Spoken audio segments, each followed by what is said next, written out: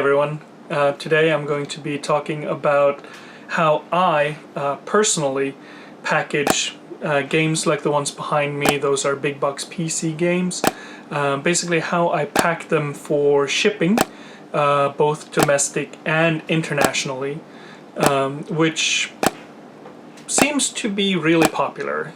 There's a lot of people who enjoy buying from me because they do know that the package will arrive safely. So today I figured I should go over, some of the things that I have learned along the way of trying to figure out the best way to package those games. So that's going to be the topic of today's video. And I do want to apologize in advance for some of the close-up shots.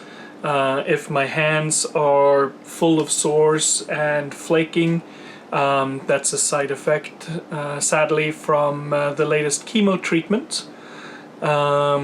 So for those of you who watch my channel, you know that I have cancer and am regularly getting treatment for that. This is just the latest issue that I have to deal with. So I'm sorry, if my hands look bad. That's just the nature of the game.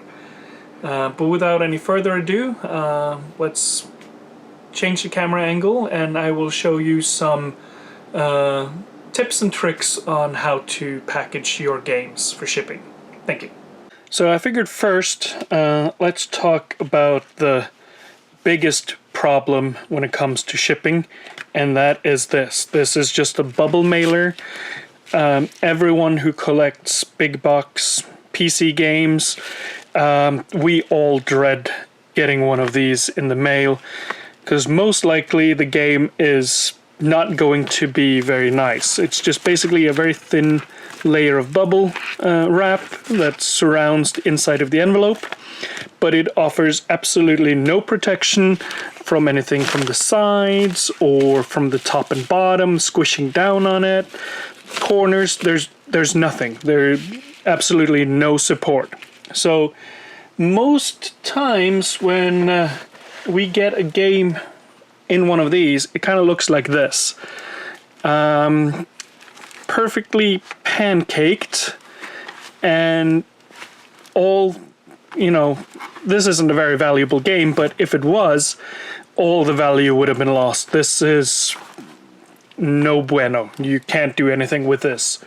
That being said, I mean, you can kind of square it out, but the collectible value is gone. So these, try to avoid them. They do serve a purpose, and I'll go over that in just a little bit. There are certain things that you can mail in these, but big box PC games, not one of them. So to go over a few of the different items that, you would end up sending to someone if you deal with computer games, is the paper sleeve. This is, standard for a couple of games, like Diablo, World of Warcraft, Baldur's Gate, of course. There's a bunch of games that originally just came in paper sleeves. And of course, if you're sending just a disc out and you want it to be original, it has to be in the original paper sleeve. But you cannot send this in a bubble wrapper. Because, again, there's nothing protecting the sides. This can get bent. There's no support. So what you need to do with things like this is to support it. Best thing to do is actually to put it into a jewel case if you have a spare one, and then just put the paper sleeve next to it or inside it if it fits, and then just put that. You could put that in a bubble mailer as long as you protect the outside.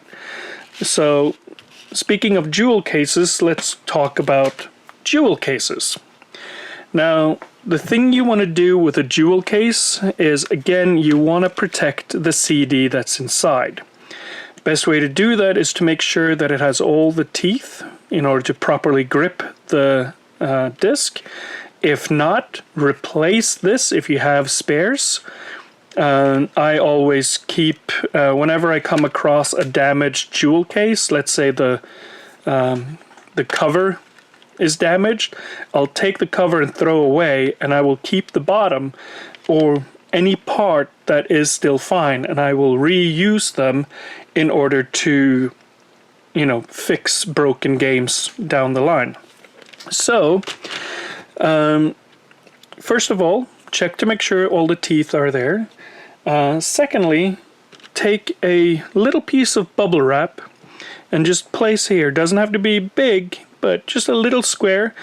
And what that does is when you close the lid, it'll sandwich between the lid and the disc, making sure that while this is in transit, it doesn't come loose and starts shifting around inside the case, which will scratch the bottom of the CD. So just tiny little bit of bubble wrap, you're good to go. Now I also like to just put a little tape around the corner here to prevent this from opening, and again preventing the disc from falling out. I will then wrap this in a layer of bubble wrap. At that point, you can mail this in a bubble mailer. It'll be fine.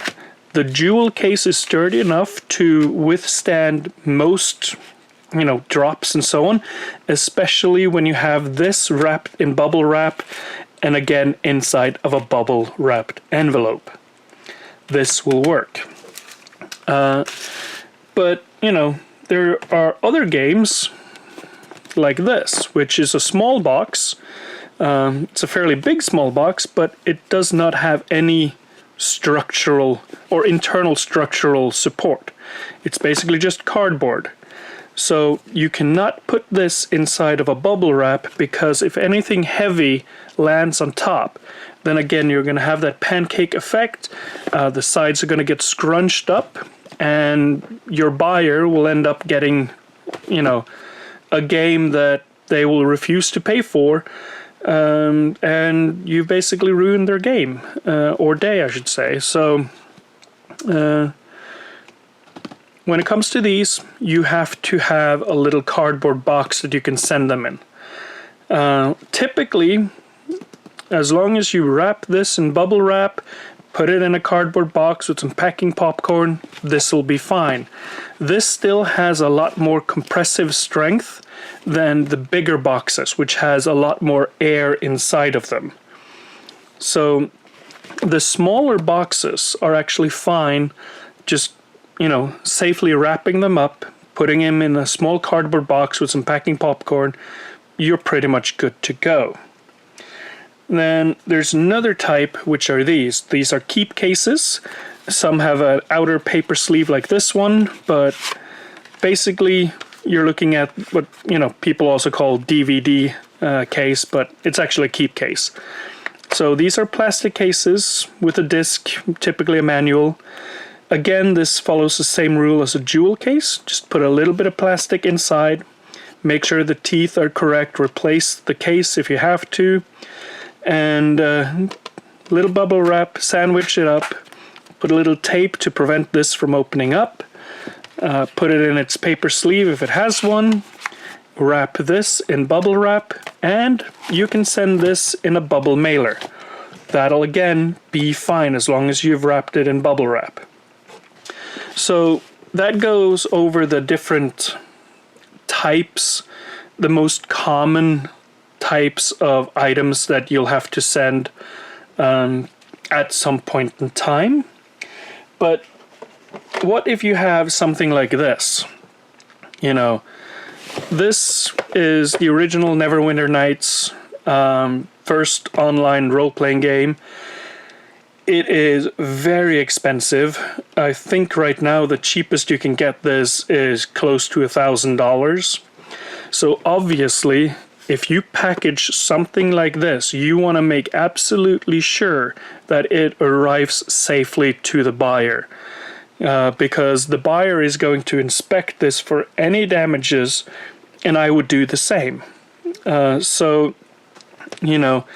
there are games when you're in this collection, when you're a collector of big box games, there are certain games, Wolfenstein 3D, original Ultima, games that, are really, really, really expensive, and you want to make sure that your copy is the best copy around. So having faith in a seller that they can package that game properly is extremely important. So today I'm going to show how I packaged big box PC games, and my philosophy is that regardless if it's a box like this worth hundreds of dollars or, this, I still package them exactly the same, because even though this doesn't really have any value to me personally, this particular game, well, I don't really think this particular game means anything to anyone, but let's say that this was a nice copy. While it doesn't have a big value, and while it doesn't mean anything to me, it could have a huge emotional value to the buyer. This might have been a game that he or she grew up with as a kid, that they have fond memories of playing. As such, I want to make sure that this game gets the exact same treatment as this game, that both of them will arrive to the buyer without any issues whatsoever. So that's what we're going to be doing today. I have a couple of games over here that I am going to have to package up today and send out to different buyers. So let's start with that. Actually, before we do that, I just wanted to show you something. This is a box that I got. Someone had sent a game to me, and this was an eBay seller. I don't have the game anymore because it was actually a buyer from Norway that bought the game, had it shipped to me so that I could package it and ship it to him. But it was King's Quest 7 that came in this box originally. And these boxes are fairly sturdy, and I was fairly impressed with the seller. Because, first of all, he had wrapped the game in some paper just to prevent artwork from getting scratched. Then he had actually sandwiched that in between these two layers of thick cardboard. So just to show with, there we go, with this one, he had basically made a little burger, if you like, where he had sandwiched the game in between. These were taped so that the game was completely secure, and then the whole thing was placed inside of this box. And you can see that the seller had also cut these to fit perfectly inside the box. So he definitely made a huge effort to protect the game inside, which you don't really see that often. However, there is one problem with this. And hopefully by addressing it in this video, that seller and other sellers like him or her will notice what's wrong. First of all, there's no packing popcorn on the side, so this will still shift. Even though it's sandwiched, it can still shift because you're not taping this box in place. You're basically just taping it in between two pieces of cardboard. So that's the first thing I would do, is put packing popcorn on the sides here. But there is a bigger issue, and that is that while these run the entire length of the box, they offer immense protection from anyone pushing in on the sides like this. But rarely do games get, turned into an accordion that way. It's this way that you have to be careful about. And there is nothing, as you can see here at the top, there is nothing preventing me from pushing that inwards, basically pancaking this. So what I would have done, and I suggest that you do the same, are these things. These comes with furniture, appliances, like refrigerator and so on. When you buy big bulky items, air conditioner, these will always be in the packaging. They will always be protecting the corners. So I gather these up because they are extremely strong. And what you should have done here is to take one of these and just cut it so that you could put one of these in each corner, and it would, prevent anything from pushing down on the sides of this box, compressing it like a pancake. If you had 4 of these in each corner of this box, it would have been a much, much, much sturdier box. However, it still does not protect against anything. Let's say that, this game is another cardboard box, that is in shipping, and it falls with its edge right in the middle. There's nothing really protecting here except that extra layer of cardboard. So if this box is extremely heavy, then your game is done for. It'll basically, get a little dent at the top there. So that is why I do what I do. So these are the 4 games that I need to get shipped out today. So let's just start with the Baldur's Gate. Now, first things first, we have to open it up. And as you can see, it's missing a piece right there.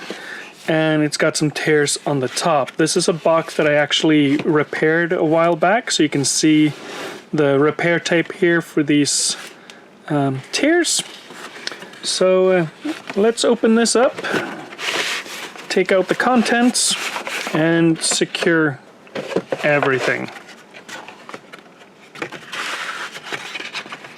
Now, this doesn't have a jewel case. It basically just has this big sleeve with the 5 discs inside. These are fairly well protected and shouldn't be any issues. So what I'll do is I'm going to wrap this in bubble wrap so that, it doesn't fall out like this. You can see one of the CDs is poking its head out there. So if this flips upside down during shipping, we don't want these to fall out.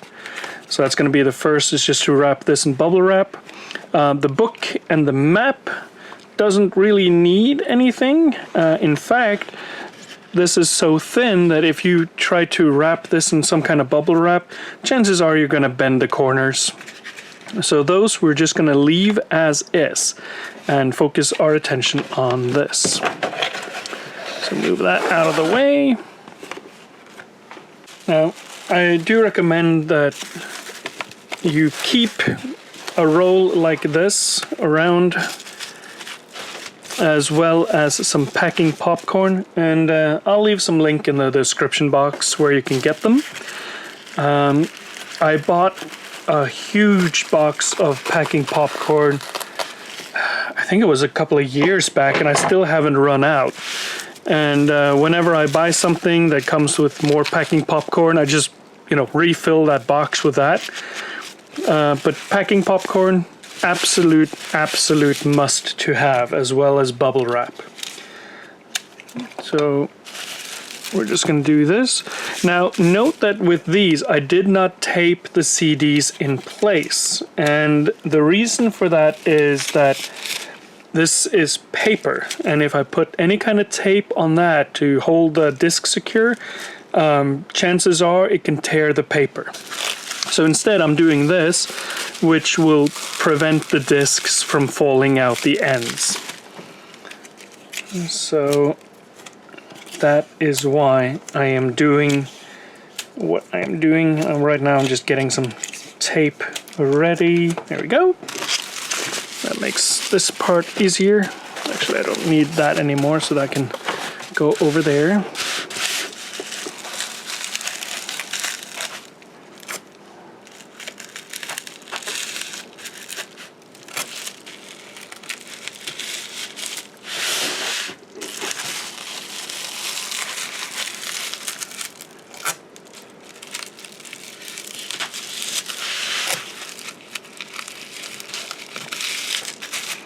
There we go.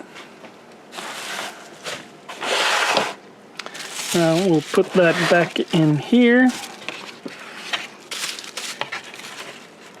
And I always like to package it with the front facing down so that you can clearly see that in the bubble wrap. It just, I don't know, I feel it's nicer to look at this side than this side. So, you know, kind of like the money shot. I want it to look nice for the buyer. And then close it back up. Seems to be nice and full. If not, I could put some... actually, I think I'll do that. I think I'll put some packing popcorn along the side here. Just so that this doesn't slide too much back and fro.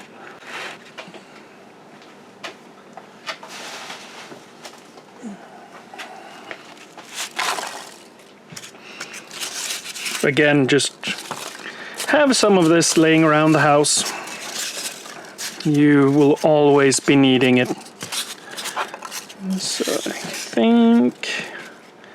think that's a good amount. A little bit more over here. Maybe a small one here. Let's see how that looks.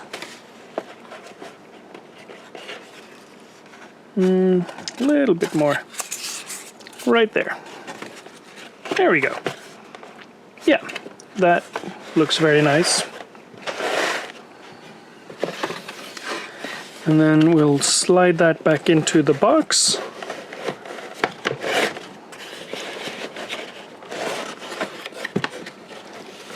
Note that I'm not trying to lift this into the box because of the way that this is designed.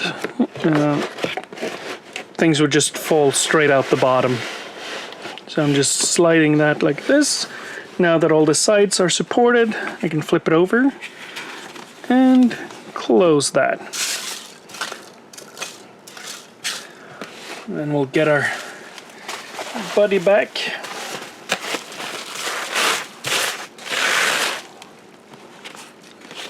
And again, I like to do it so that the cover shows through the bubble wrap once that I'm done.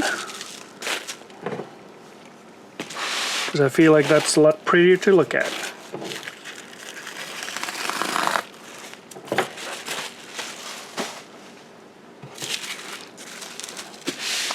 And I'm making sure that I have it centered. I'm going to need 6 pieces of tape, so I just get those ready. 1, 2, 3, 4, 5, 6.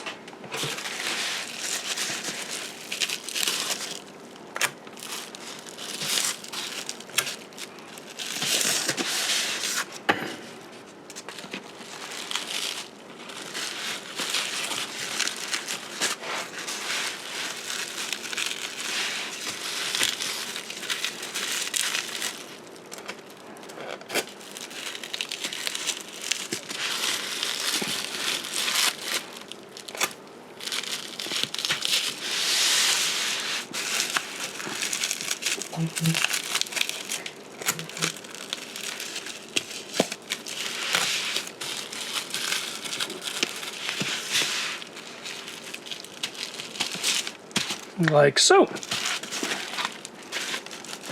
And there's a little bit of shaking, but not too bad. And again, that's because of the design of the inner box. I can't really do a very good job of filling it with packing popcorn. I just have to kind of eyeball it. But there you go. That's Baldur's Gate. That's done. We'll put that to the side and move on to the next one. So next is going to be this one. So again, we'll open it up. And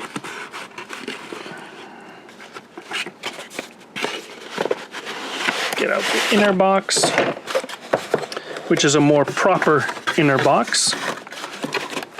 And here you can see the issue that I was talking about. You have paper sleeves and just paper. So what I'm going to do here is I'm going to put that over here, and I'm going to fill the entire box with packing popcorn.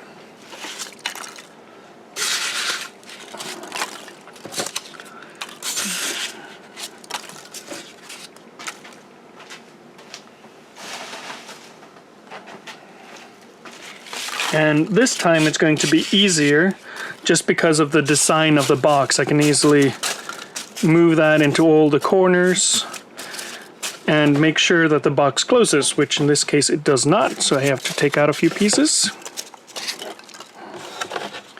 And it's crushing over here.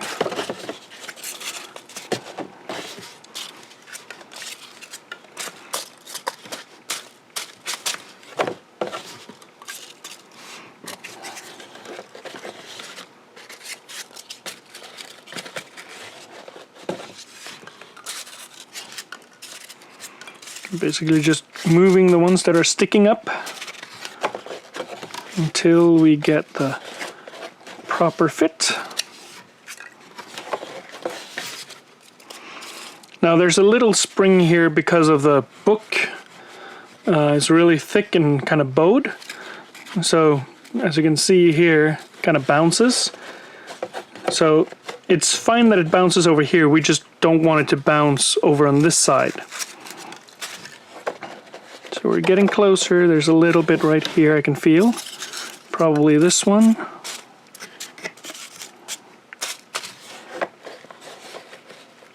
There we go. That feels a lot better. And you can see here that it's just the bounce from the book on the side there. So we'll take that and insert back into the case, and it should slip in without too much of an issue.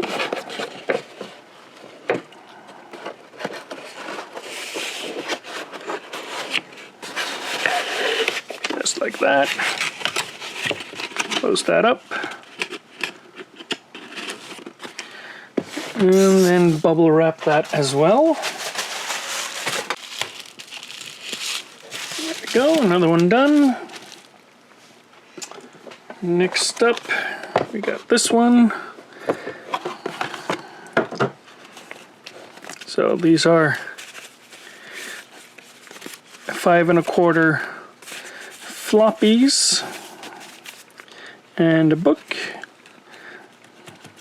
So again, we're just going to wrap this with, or not wrap, but fill this with packing popcorn. Now, you could also take this and wrap it in bubble wrap. Problem is that the way that they designed this box, you can see there's not very much room here. So, unfortunately, that's not really going to work because it's going to be thicker than the box itself. So, we will just put some of this around. And we have to be a little careful here because it's basically as tall as the box when you put this in there.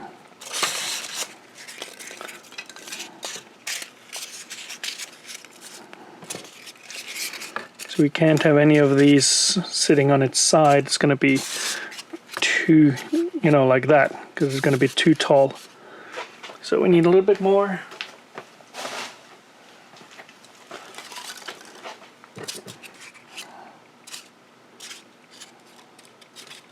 Like that. No. Like that. And then when you collect all kinds of packing popcorn, you get different shapes, which is perfect. then you can do that.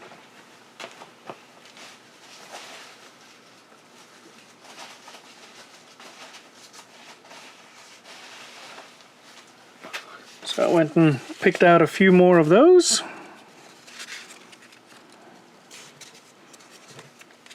And in addition, you can scrunch these, which is very nice. Like that.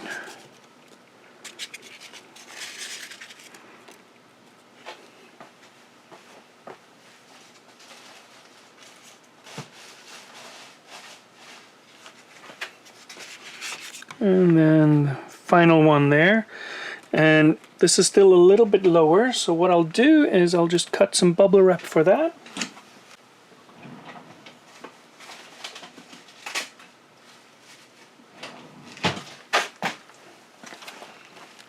And I always keep cutoffs like this, just for this purpose. So we want to cut this here.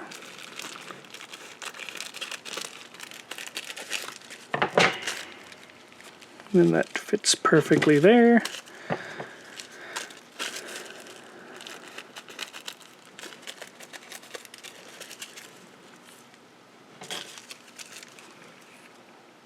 There we go. So that is now perfect. We can put the lid on. That should fit perfectly on top of that. Get our bubble wrap again. There we go. Now over to the last one.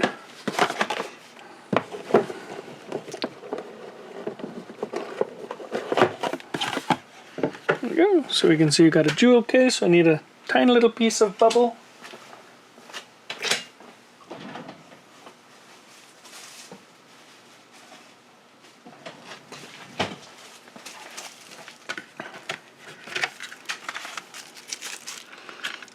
Make sure that it's secure. We'll check the disc. Looks okay. There's a tiny little smudge there. So what I will do is I will put it in my little cleaner. And to clean CDs I use this, the JFJ Easy Pro Total Disc Repair. Not a sponsor. I bought this, again, I would say about a year ago. You can see it's gotten a lot of use, but it cleans both CDs, DVDs, you name it, and it does a really good job. So you just mount the disc there, screw it in place, then get the correct buffing pad, which for discs like this would be this one. There's another one for Blu-rays. Get the proper compound, just a little dollop. Sandwich those two together and hit the power. And that'll go for 20 seconds. There we go. And now that that's done, we can take the disc out. And then we just use a rag. This actually came with it. And just wipe off the excess compound.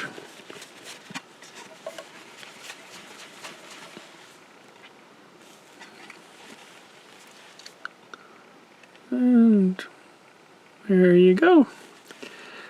That is good as new. So I don't see any more tears, or, well, not tears obviously, but scrapes or nicks or anything like that. So that looks pristine. Now we just take this out and we can close that and use for another day. So with the disc all nice and polished, put that in there, put the little bubble wrapper on top, close that up, and tape the whole thing shut. And if you're interested, I'll put a link for the polishing machine. Even if you're not selling games, if you're just a collector, having one of those is amazing. It cleans pretty much any discs that you have, from like, you know, PlayStation all the way up to current gen consoles. So highly recommend it.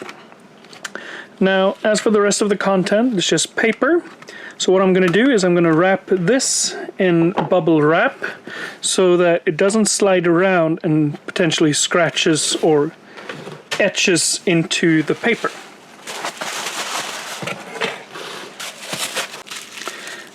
Now, when it comes to this, again, these are paper, this is tape. I don't want to put it this way because the tape can come loose and attach to the paper. So instead, I'm going to put it this way. And then I'm going to fill the box with more packing popcorn. I think that should be enough. Yep, that goes on perfectly.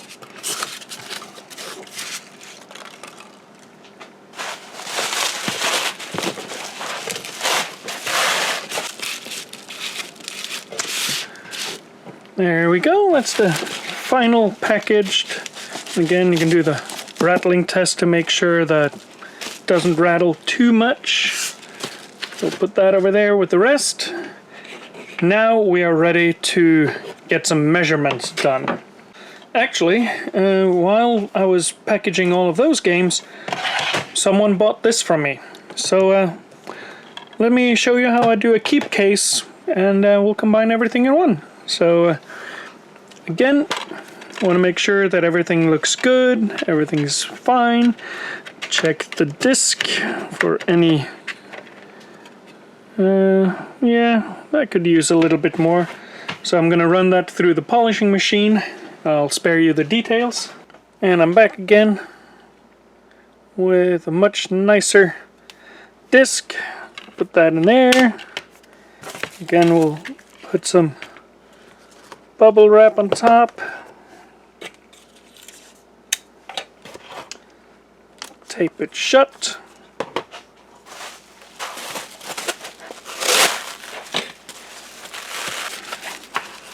There we go. Now let me go and get that notorious bubble mailer I had previously, and I'll be right back.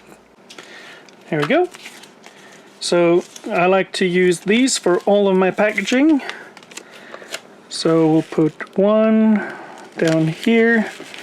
The shipping label is going to come on the top here. And I'll put one on the back.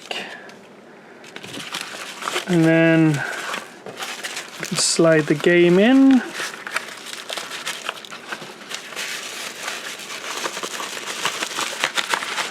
Just like that. And then once that's sealed up and I got a packing slip on top of it, that is ready to go. First thing we need to do is, of course, to make a couple of measurements. So we'll start with this one, and we are going to measure the height first. So this side. And it is exactly 2 inches or 5 centimeters. We want to add a little bit on that. So I think that what I'm going to do is to go for 6 centimeters. So I'm going to write that here, 6 centimeters. That is going to be the thickness of the frame that is going to go around here. Then we of course need to know the sides. So measure the length, and that is 10 inches. So again, we want to add a little bit. So what I'm going to do is, I think I'm going to cut that at 27 centimeters, about 10.5 inches, right here. So 27. And then for the width, that is approximately 8 inches or 20 centimeters. Again, I want to add on that, so I think what I'm going to do is do 22, yeah, 22 centimeters. There you go. So that's the first box. That's Baldur's Gate. Finally, these two are actually going to be shipped together. So what I need to do is make a little bit of room in between them. Let me shove this a little up here.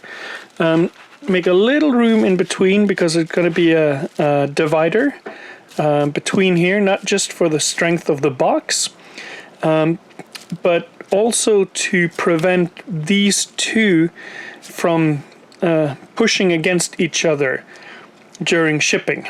If the box is carried at an angle, then I don't want, one game to be weighing down on the other one. So by creating their own personal pockets, we avoid that issue. But also by having a divider right here, it's getting a little bit more, well, a lot more strength for anything pushing down against it. So first we're going to figure out the thickness, and we always take the biggest box, which is this one, and measure that, and yeah, that'll be perfect with a 6 centimeter. So the width is going to be 6 centimeters. And as for the sides here, we're going to go with the largest box again. And that is 27. So I think we'll make that 29. So 29 centimeters. Now we're going to need 3 of those because we need one here, one in the middle, and one on the side. So let me write that down, times 3. And as for the length, that's going to span both boxes. So that is going to be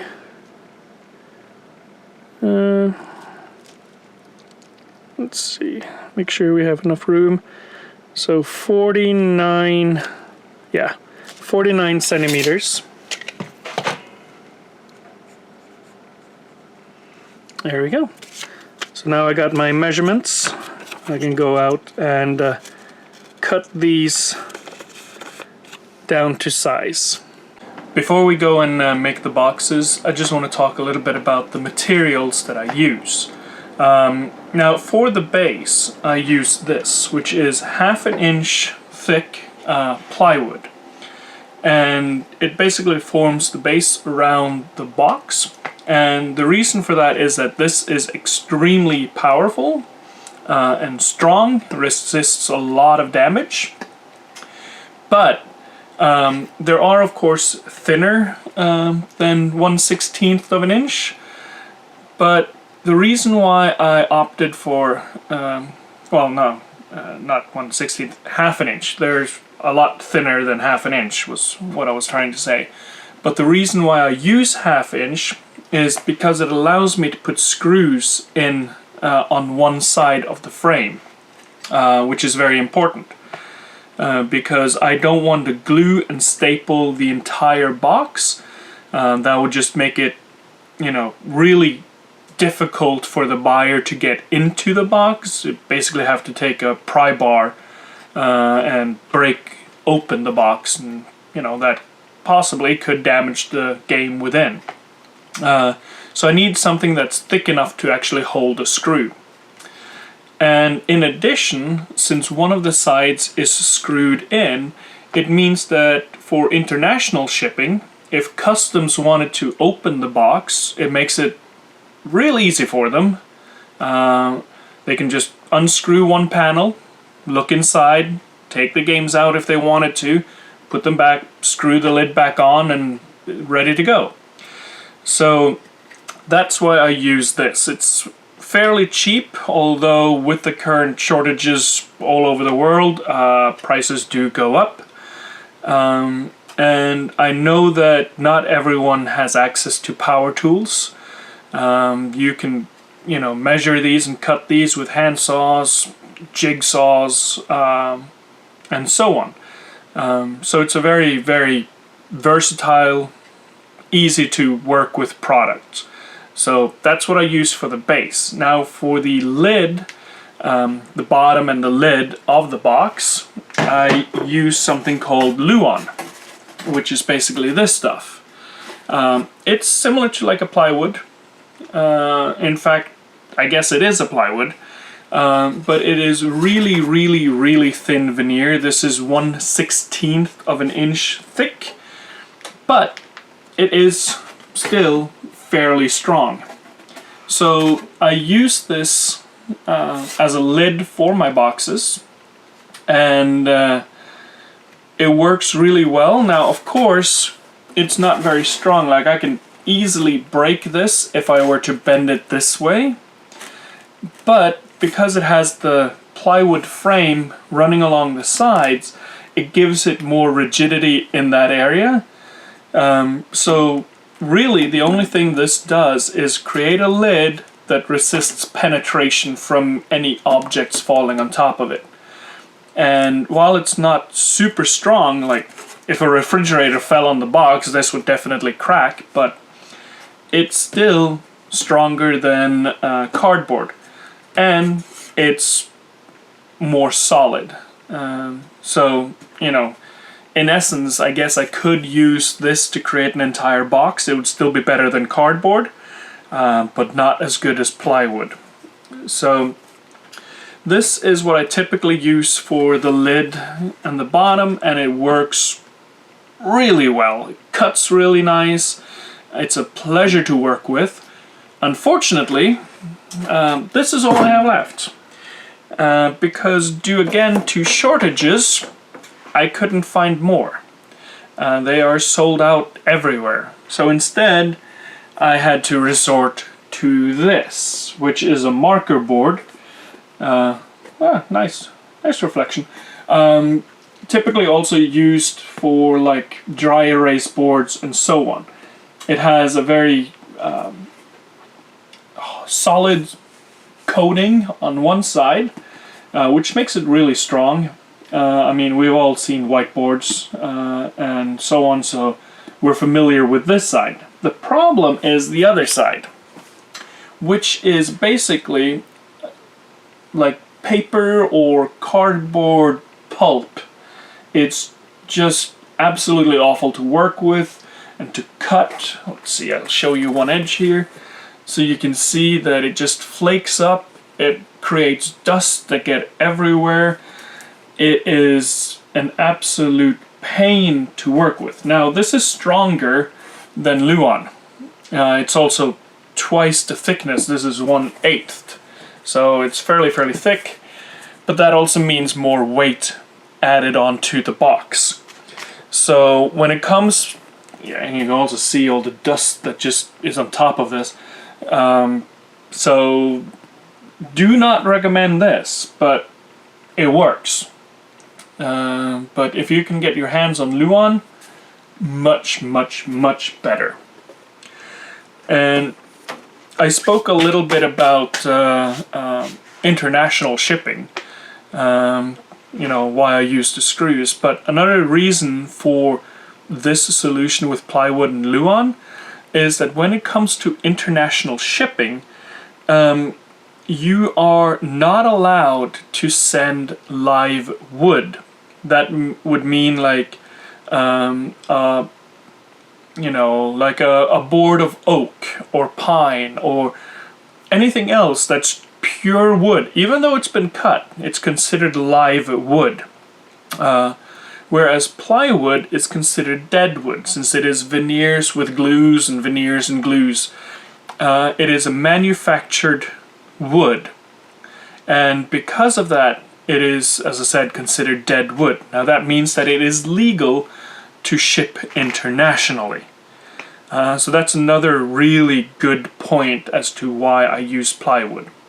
especially for international shipping, where the postal service will have the boxes for, you know, a fairly long time, several weeks, in one case several months. So the sturdier the box, the higher the chance that it will survive the entire trip unharmed. So enough rambling about, you know, the materials. Let's go ahead and build the boxes and then package everything and ship it out.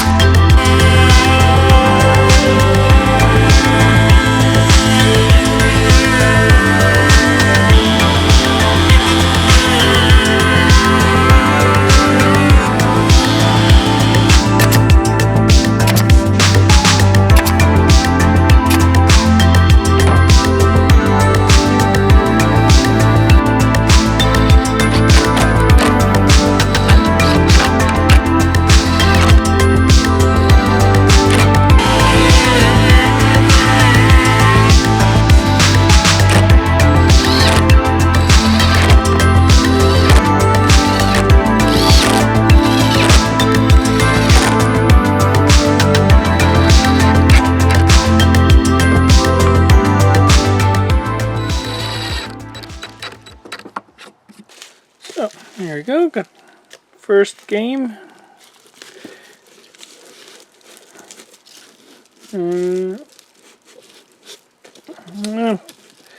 Should have been a little bit more friendly with the tolerances. This will fit, but it's a very, very snug fit. So I think I want to add a little pull handle on this. I'll be right back.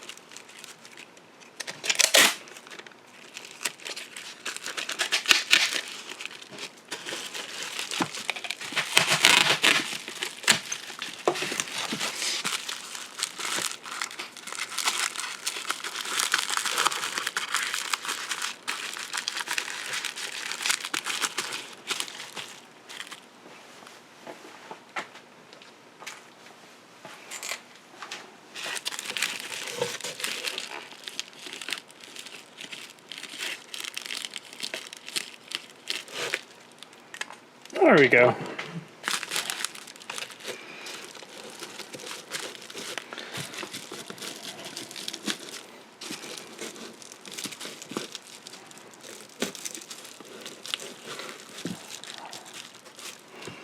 And then just double check. Yep, that works perfectly. Just put the lid back on.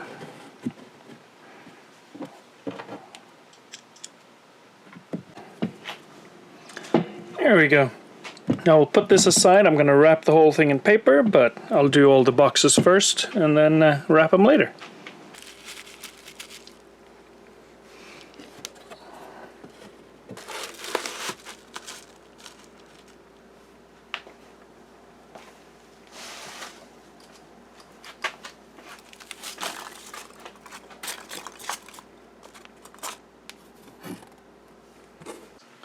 So for the final part, what I like to do is wrap it all up in packing paper. This ensures that the label, the shipping label, sticks on. And also it just looks nicer, I feel like. So we'll just start with this one.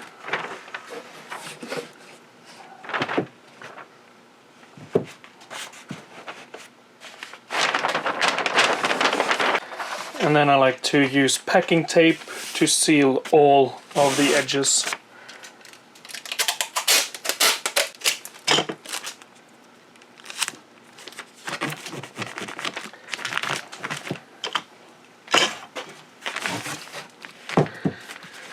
There you go. And of course the final touch. So this is going to be the label side. I'll put one on every single side as well.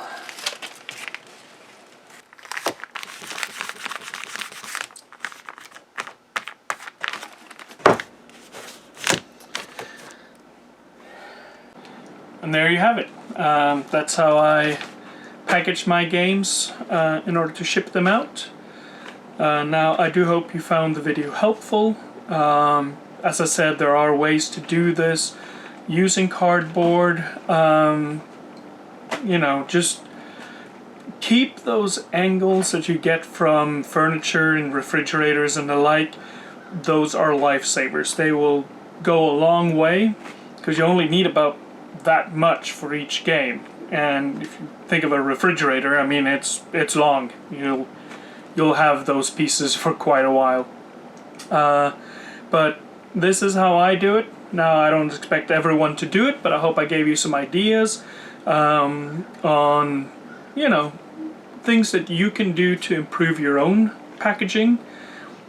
And if you want to buy any of the games from me and get the same treatment, basically, I'll leave a link to my eBay store. I've started selling a lot more there lately. Try to add a little bit every day, so that's slowly growing. You can also check out my affiliate links for all the stuff that I use. Those go to Amazon and I get a little bit of kickback on that. Not a whole lot. You know, if you buy something that's like $10, I might get a cent. But still, it's a nice way to support me. So, yeah, thank you, and I hope to see you in the next one. Take care.